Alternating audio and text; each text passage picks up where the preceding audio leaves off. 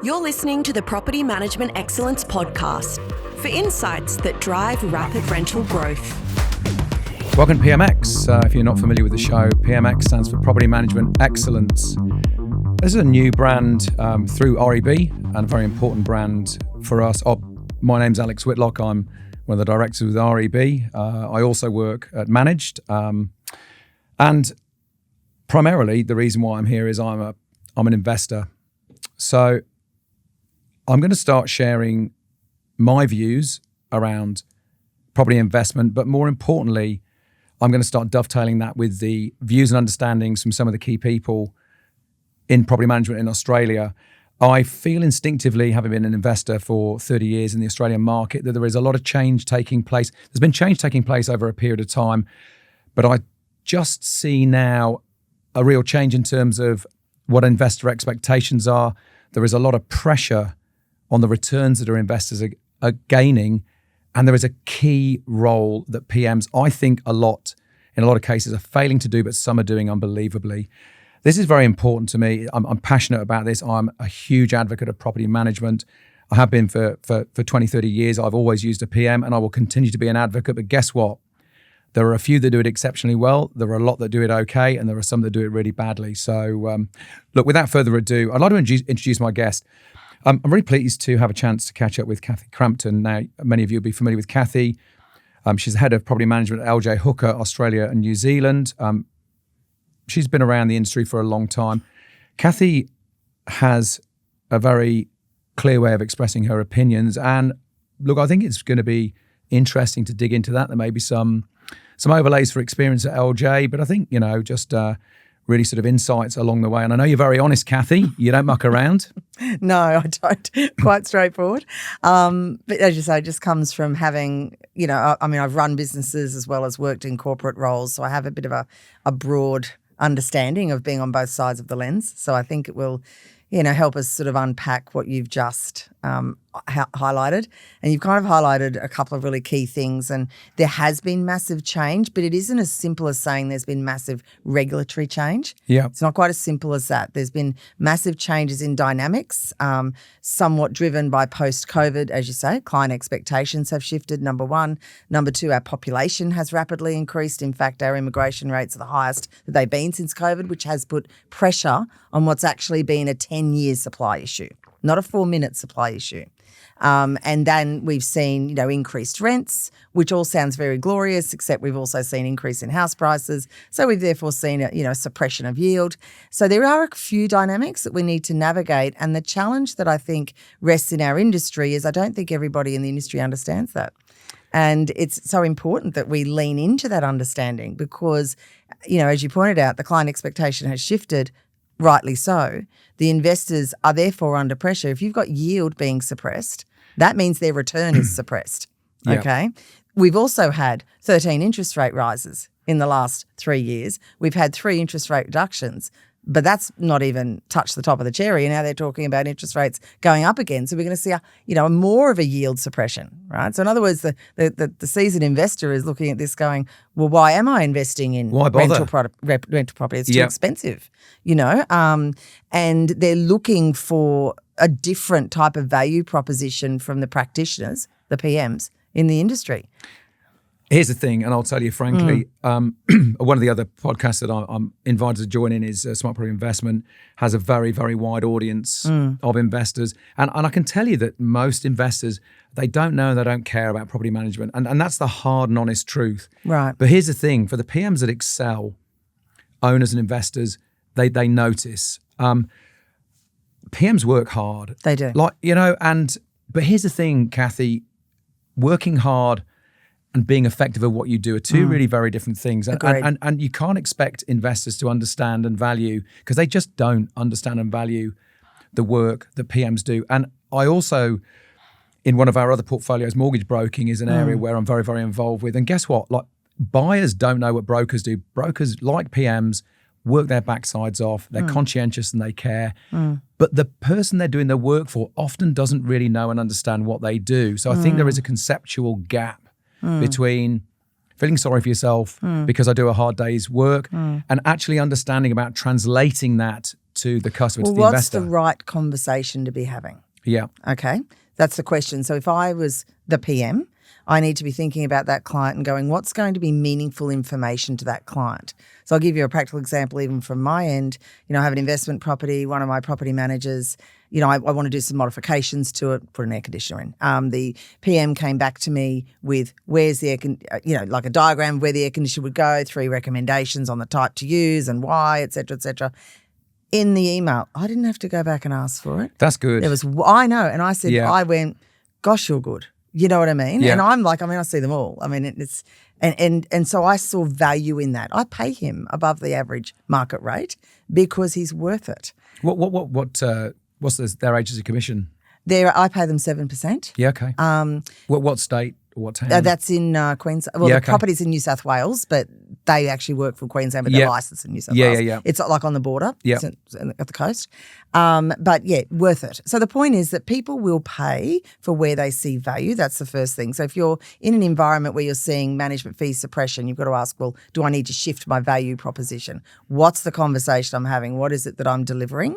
I think largely a lot of our property management education hasn't centred around what the client actually finds meaningful. And that's something that we're obviously shifting in the LJ Hooker landscape now. Yeah. But the point of that is that we need to get much better at having a financial styled conversation. I don't mean being an advisor. I just mean let's understand the dynamics. We talked about yield suppression. There will be a lot of PMs out there respectfully who don't even understand how to calculate yield and what do we mean by yield, and that's the gross return for those who don't understand, and then you've got to take off tax and various other expenses, so the net return's quite low, which is why people are starting to question, do I even invest in rental property? So then that begs the question, if I'm an agency owner, well, how do I grow my market share? So suddenly I've got to get very good at retaining my managements, which is all about that value proposition. Yep. Then I've got to get very good at how I get managements from other environments, and it can't be about fee suppression because as you understand, property management's it's a high volume, low margin game. So the way you run it and the way you acquire it is super important. But that education piece is what I think we need to get very good at with the PMs. And I've seen in the last 5 years, we haven't just seen, these regulatory changes and so forth. We've also seen, I think, a more professional style of property management. Okay, because that regulatory shift, that educational qualification shift. Lots of states now require you to be licensed. To deliver PM services. That's a relatively new concept. So people need to be better, need to kind of pick up on the education piece, and therefore they should be able to deliver a higher level of, service. They've got to understand, I think, and I don't mean to be rude, but I'm just going to say it as is, you've got to look at who your customer is and how they find you. Yeah. And this is really important. Yeah. And let's just compare and contrast with a sales agent. If I'm selling my house, I'm going to go, who's the best sales agent in the marketplace? I'm going to go through all the reviews. I might get referrals from friends. I take it very seriously when I'm selling my house. And even then, they don't necessarily, unless you've sold a lot of property, you don't really understand the mechanisms of effective sales. With property management, it's usually if you're using a buyer's agent, they'll go, use this property manager. The investor rarely does any kind of due diligence. And so you end up, and I'm going to speak, as an investor, for the first probably 20 years of buying, I'd just end up with whatever PM I ended up with. I didn't really care because I had this view as an investor that it's a fairly, sort of flat service. Oh my God. They all do it the same. I have now, I scrutinize my property manager. I want to see how well they understand my needs, really where their value proposition is to me. Because as an investor now, I recognize that the yield that I get on my property is very, very impacted by the quality of tenants paying market rate. Yes, there's the management fee. I pay high management fees. I've got, I use Marshall White down in Melbourne and H&B and a couple of others. I don't worry about the fee because I look at the quality of service that I get. And I don't mind paying, $400 5%, 6%, 7%. If you go out, I don't know if it's changed. I don't have any property in WA anymore, but it was usually in the regional areas, you're sort of looking at 8, maybe 9% on your fee. Yeah. But here's the thing. I want a partner that is going to ensure the first thing that I need to make sure is that I'm getting market rent. Absolutely. Really. And investors, they get all excited about the purchase. They get pumped full of adrenaline with, capital gains, and they forget to look at the yield, which is the lifeblood of their investment journey. Well, that return, I think what's important for everyone to understand is that rent return actually helps drive the value of the property. For everyone. For everyone. So so for the investor and obviously the management fee return for the agency. And it is, if the PM did anything well in the first instance, it's get that, accurate rental return. So I think as an owner, I think all owners should take an interest at that part of the process, and also with the rental agent, ask them for a comparative rental analysis to showcase what it is that rental return should be. It really is what will make the difference. And then the side benefit, of course, is looking at what the rate of capital appreciation is. We talk a lot about yield, and yield is very important. But I think the investment era coming forward will not just be about yield. I think it'll be a total return on the property. And we will factor in things like what's the rate of capital appreciation about where they've purchased? Yeah. What are the inclusions? What does the depreciation schedule look like? Which also adds to the return that the investor gets on their tax return. So my mission, look, I'm going to speak very frankly to industry. I'm going to stay within my lane because I don't work in property management. I see property management through REB, and I have done for many, many years. I work with property managers as an investor, and I will continue to do so. And I get a bit of a snapshot through my involvement with managed. But there is a conversation as a whole, I think, to look at, the value, for investors. Investors need to take more responsibility and understand better. Yield is such a overlooked consideration for investors. Property managers can be a very significant part and own that part of investment. But yield isn't just about, sort of the rent coming through. And as you're sort of starting to allude to, it's about, I have a property.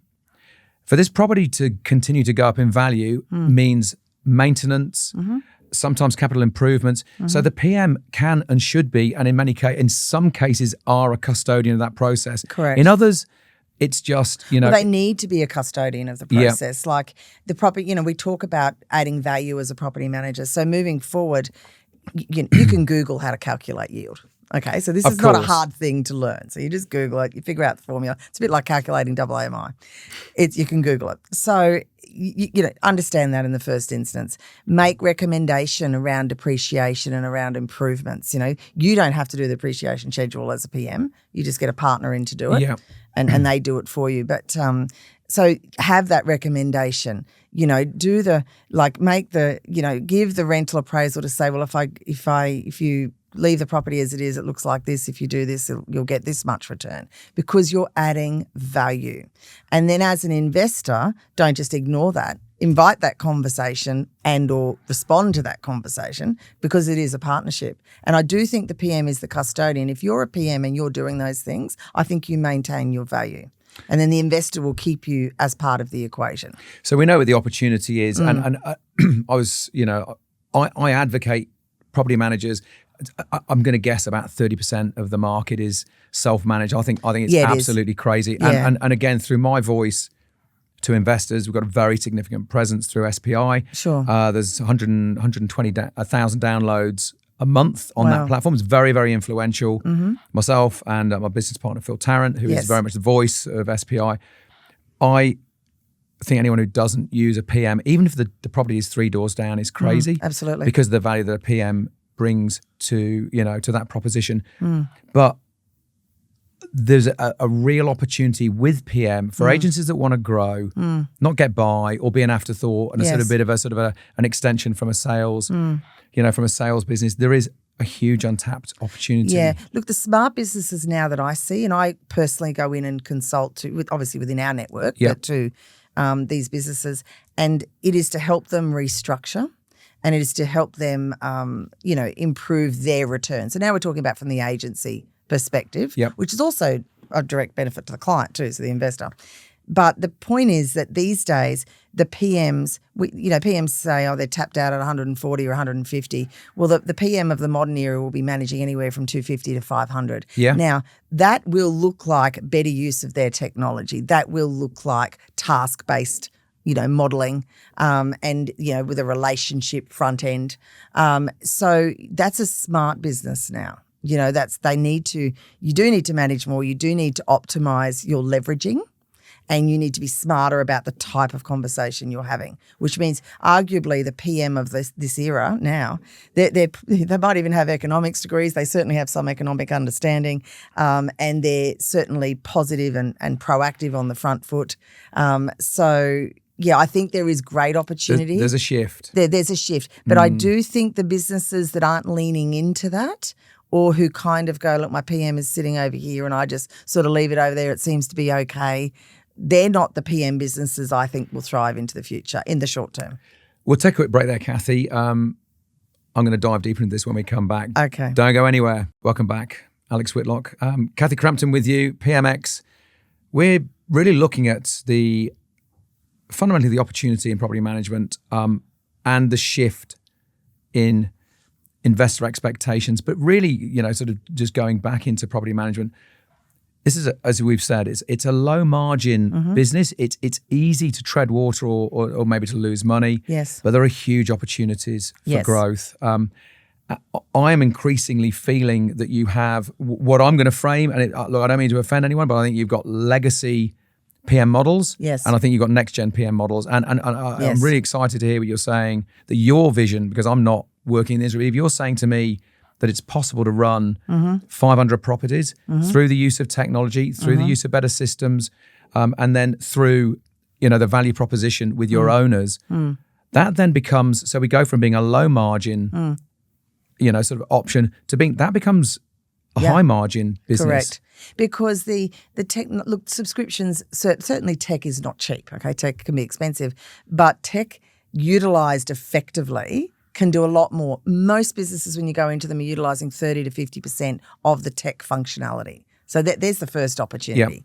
Yep. The second opportunity is around how you're educating the PMs to the type of conversation that they're having. I mean, you look at any typical rent roll, easily somewhere between 30 and 40% of them would have sufficient equity to go and buy another property. So what are the great businesses doing? Well, they're already marketing to that. They've got brokers in there. They've got people that they're, trying to, get them to buy more investment properties, and then they bring them into their rent roll. So there's these sort of opportunities. When we talk about 500, the great businesses are not going from 0 to 500 in one day. You move up through the layers. It's okay? Huge but change management with the people. I've personally run businesses that were running, 250 to 275 per head, and it does work. We had good technology. We had a field services team. So in other words, we grew our own babies, that went out and, learnt to do inspections and learnt to do, ingoings and so on. And then you grew them into your next portfolio managers. Okay. But we ran it like that. I want to pick your brains on tech, and I'm not going to talk about any brands because, so in my business, in own business, in a media business, and all of us, there are tech options that crop up all over the place. Oh, yes. And I'd like to, from a PM perspective, just get some insights into, I don't want to dive deep into the tech. I don't want to look at any particular platforms or any particular integrations or any particular services. There are so many of them now. And if I look at myself in my daily life, let's move outside of business, I've got 1,000 different streaming services. Yes. I've subscribed to all of them because initially I thought I was cheaper than subscribing to one TV channel. Yes. I now pay 3 times as much and I watch few of them. Yes. How do PMs navigate their way through, or principals, those that pay the bills? Because if you're looking at a low margin business, when you're subscribing to multiple, solutions that have a fee, how are you smart about really narrowing down the tech? How do you kind of work out, is there a way that you can, is there peer-based advice where you can work out what's working? Okay, the first thing you need to ask yourself is what's the problem I'm trying to fix? Yeah. Okay. Most people don't do that. We get very excited by the new piece of tech, and And then we find it probably doesn't talk to the rest of our platforms, and we have to go out and go back in and blah, blah, blah. So the first thing you need to do is work out what problem you're trying to fix. And the second thing is I think you need to, again, shift your lens back to the client and where's the block. Yeah. For example, I think the biggest block of the last few years has absolutely been around payments. And again, we're not talking about which payment platforms, but that's been a block. Like, why should I as an investor have to wait for my money till the end of a month? Yeah. But as an agency, if I'm doing daily disbursements on traditional platforms, let's say, then that's actually cumbersome. It's risky. You know, there's a ton of trust account fraud out there now, blah, blah, blah. Okay? Unfortunately, there is. And I'm going to rest on that. Look, we're preaching to the choir here. Yeah, but, there's people who get caught. Yes.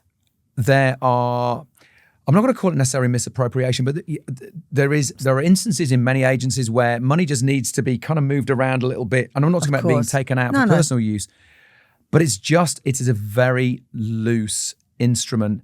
There is growing, I think, again, I look at a legacy business, and I think legacy businesses have legacy practices, and they use legacy functions that are now superseded. And they have legacy, as you say, legacy practices. And I think so when we shift it back to that, looking at the, you know, try and put yourself in the investor position or the owner position, and even the tenant position, by the way.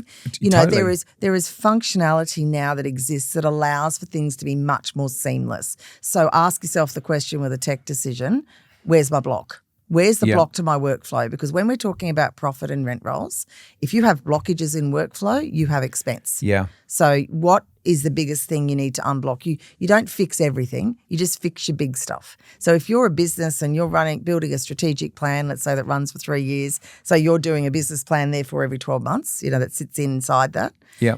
Part of that is looking at what are my 5 strategic focus areas, so what am I fixing? And you won't fix everything, you just fix the big stuff. So whether it's payments, whether it's, you know, something around inspections, or whether it's team structure, as I said earlier, around, you know, numbers and so on, that's where you're looking at what does this tech need to fix. And if, to be honest with you, just because it's new and exciting and gorgeous doesn't mean you necessarily need it. Oh, okay. Yeah. So I think look at the big picture items. I know.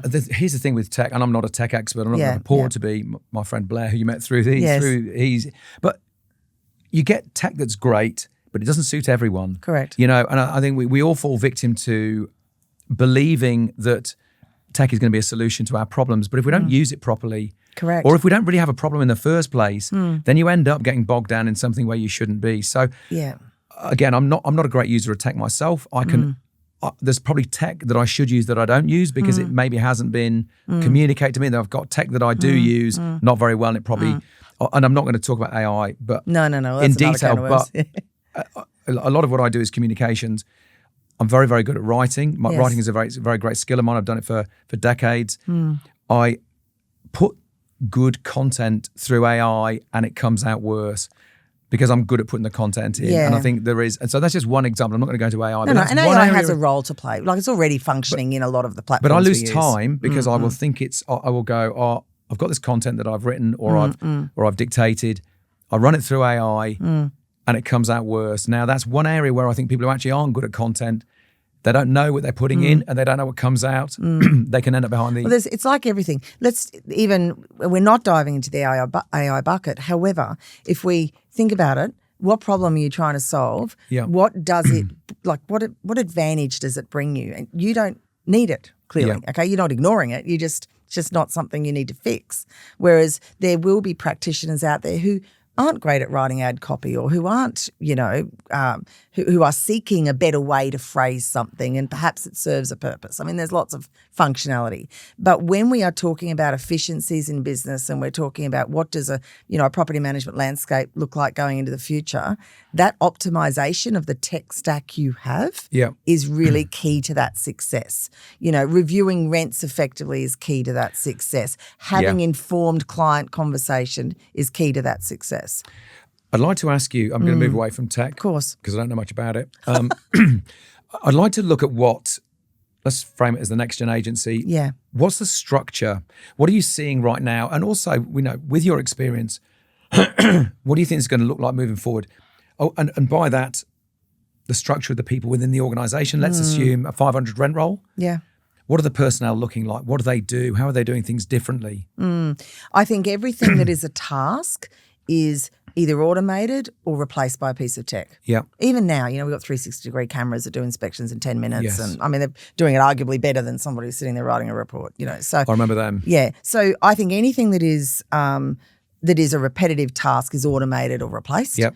I think we have a layer where we are growing our own people who might sit there, doing, whether it's not just field services, but doing more, it's not lower order, but where we don't make money. So repairs and maintenance, we don't make money. Talk to me about leadership. Who's leading this? Whose responsibility is it? Yeah. Look, the principal has to lead. Yeah. Now, I'm not saying they don't have a head of department or a team leader or what have you. I mean, I think most businesses at 500 would have a team leader. Yeah. Okay. But a principal in the business needs to lean into that. So if you're a single owner principal, you need to be informed about the dynamics of a rent roll. How does it behave? What are the key metrics? Am I part of the meetings? Get informed because it will enable you to make better decisions. If you're in a partnership, a lot of the businesses that I'm working with now are multi-site, multi-partnership type environments. One business partner is responsible for the rent roll and they lean in, okay? They're the most successful businesses, the ones where somebody who is in an ownership or a P&L position leans into that space. I've got a friend who I've known for years and years. He's an excellent sales agent. He's sold 2 houses for me. Right. I won't mention his name, excuse me, but he's a sales agent. Excuse me. He's a sales agent. Now, he's now got his own agency, very, very successful. He doesn't understand property management. He conceptually knows the value of building a rent roll, but he doesn't understand it. But he's got the intent and the will to learn about it. And I think, and I don't know, I'm going from a fairly narrow sort of sample market, but I think often a lot of very, very successful sales agents have become successful sales principals. Yes. Some conceptually understand the value. Others think it's like a little bit of an addition. But again, for me, outside of the industry, I see the value of that agency really lying in the rent roll. And so for me as a business person, it may not be my area of expertise, but I would really want to, before I start to build a team, I'd want to see where's the value in this, how much can this be worth, and where do I focus my attention? If it matters, and I can tell you from experience, I'm sure you know, when in my own business, if I don't actually lean in, as you say, if I don't really get in and understand it, I don't care about it enough for it to be successful. You don't need to live there. Okay, so again, we talked about Google earlier, and I said you can Google, the AMI, you Google yield. You can also Google how to value a rent roll. Okay, these are not hard formulas. So that answering that piece is really easy. Anyone who operated during the GFC, by the way, will truly know the value of a rent roll because it was the only repetitive, consistent income that pretty much anybody had, including, we owned an agency at the time. So you're leaning into that. But it's also, if you're a sales owning principal, if you have key rhythms in your business, and by that I mean key times that you engage with your PM division, let's call it, and key agendas to the various meetings, because everything runs to a rhythm. You don't have meetings for meeting's sake. You don't let the tail wag the dog. You have an agenda and you have informed purpose to whatever the engagement is, the meeting. So if I were a sales principal and I need to learn, that will be your best way to learn that without interfering with your sales dynamic, because you will have key points of a day or a week where you are leaning into the rent roll and having an informed rent roll styled conversation. The best, there's 3 ways to grow a rent roll. You obviously retain managements. The next piece is organically, and the third piece is acquisition. Okay. And I think there is ripe opportunity in this modern era for acquisition. Oh my goodness. Because there are so many businesses that are not making money, and they won't necessarily want to lean into the conversation.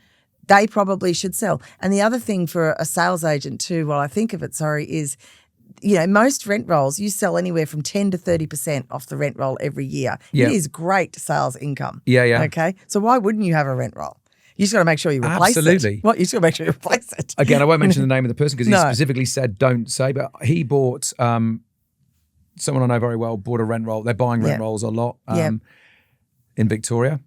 they've bought 3 of them fairly recently. The last one he bought, the rent was 15% below market value. Yeah, yeah. The one before that was 30% below market value. Yeah. And I'm going to bring this back into the investor. Yes. Well, that's criminal, because if I'm an investor, like, my margins are thin. Yeah. You know, we've got owners. I can tell you, a lot of them don't understand gross rent and net rent. They don't understand it.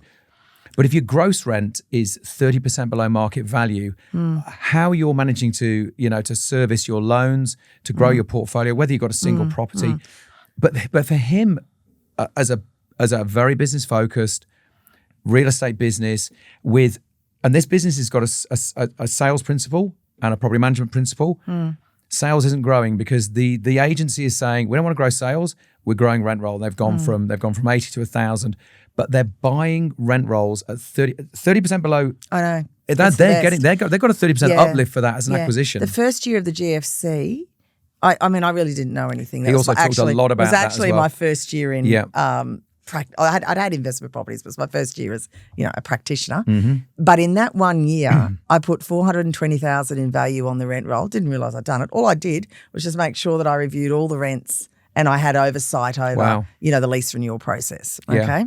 And that put $420,000 on. 8 months into owning that business, of course, the GFC hits. It was the saviour. All right. So there is still so much opportunity to improve not only just the value of the asset, but also the management fee income and or other ancillary income that comes into your business.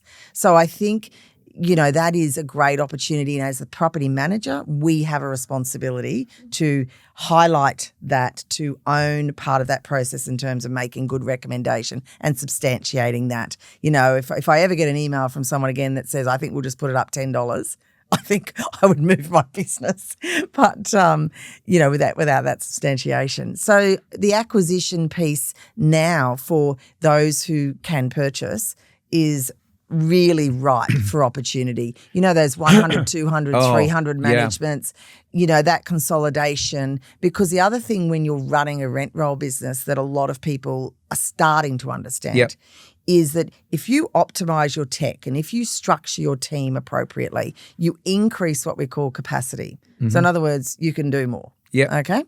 And the best acquisitions are the ones where you pick them up and drop them in and you're not increasing your resource level because you have the capacity, because you're running to really effective rhythms. So there's just great opportunity out there for that. I think, again, anecdotally, I see agents that go into, without really knowing why they're going into property management, they start to build a rent roll. They maybe get to 100, 150, 200, and they can't make it work because they're maybe over-resourced and they're not running it properly. But these are wonderful opportunities. And I'm seeing an increasing number of people coming in from outside the industry. I'm seeing accountants coming into property management. I'm seeing buyer's agents coming in very, very rapidly. And I'm seeing mortgage brokers coming in. And they have got a very different take on the opportunity because they come in from a business perspective and they go, so mortgage brokers build a loan book. It's an annuity-based proposition, and they really understand the value of building because they bring somebody in for a mortgage, they get an upfront, but the value is in the loan book. So I'm seeing brokers coming in who understand the value of a rent roll, and they are seeing the opportunity to build this annuity, and they're seeing the opportunity, and you acquire loan books in mortgage broking, and you acquire rent rolls in property management. So I'm seeing new entrants coming in. And you know what? And the new entrants don't have legacy systems and mindsets, and they're coming in with a fresh point of view. Yeah. And with and this goes back to something we were sort of talking about earlier. With leadership comes structure. If I know what I'm building and why I'm building it, then I start to look at the teams that I'm building. And I think that the good PMs can be trained, educated, and created. They don't have to be, I need to go and hire a PM. Let's go and find somebody. No. They're growing your own. Yeah. There's some wonderful property management practitioners out there. So I'm not saying don't go and hire a PM with experience. Absolutely. But running a smart business of the future will have experience and it will grow its own babies. Show them it's a business. Okay? It's a business. Rather than you're going to have to go and do lots of horrible chores, spend days doing dangerous reconciliations where you've got to, but do you know what I mean? Like you can actually be part of a dynamic and I think a profession a profession, and I don't like this notion of I'll do a bit of time in PM because I really want to be working in sales. No. There was one of your top franchisees Yes. who I caught up with a while ago, and he said something very memorable. And one of the things that he talked about growth, and he's very, very systems focused. But he said something really important. He said before you start focusing on acquisition and growth, look at your retention. Agreed. You know, I'm a big believer in, if you know your as is, you can create your to be. That's kind of a line that I sort of run by. And you do need to. It doesn't need to be perfect. Shane Smolin taught me that actually. It doesn't need to be perfect, but it does need to be a 7 or an 8 out of 10. And then you might go and look at those, the acquisitions or whatever. But the quick way to clean up the as is or to create retention, you just run to some key operational metrics and make sure you're staying within CUI of those. You got that happening, you get into a groove with that, you minimise your preventable loss, and then you go, okay, I'm ready to go now. And then you create some rhythms around organic growth, which is BDMs, and then obviously you start looking at opportunistic acquisitions. Because the smarter you run today, the more capacity you create, as I said. So acquisitions become really attractive. So I think that it doesn't need to be perfect. It just needs to be good. Yeah, absolutely. We are running out of time, Cathie. I'm going to have to invite you back on because we haven't covered any of the things we were supposed to have talked about. But it's been maybe really, viewers will have or listeners will have some suggestions on topics they want to dive into. It has been really enjoyable talking to you, and I have a huge sense of, I don't want to say optimism, but transformation in property management. We ran PMX as an event last year. Getting a chance to see the people that came along and attended, seeing the winners at the awards. There's change taking place, and it's exciting and it's invigorating. And I think the more we talk about it, and I think you and I will catch up again. I think a bit of honesty. Yes, I think warts and all about what's happening. Yeah, I think the message is change is inevitable. Feel comfy with it. Lean into it. It's see it as opportunity. Don't see it as scary. Yeah, because it is opportunity. Cathie, it's been great catching up again. Thank you so much for your time. For everyone else, thanks for tuning in. We love having you with us. Do give us your feedback. You can contact us at editor@realestatebusiness.com.au or give us a call. We'd love to hear what you think, and do leave comments. We love feedback. Thanks very much. We'll speak to you next time. Thank you. The information featured in this podcast is general in nature and does not take into consideration your financial situation or individual needs and should not be relied upon. Before making any investment, insurance, tax, property, or financial planning decision, you should consult a licensed professional who can advise whether your decision is appropriate for you. Guests appearing on this podcast may have a commercial relationship with the companies mentioned.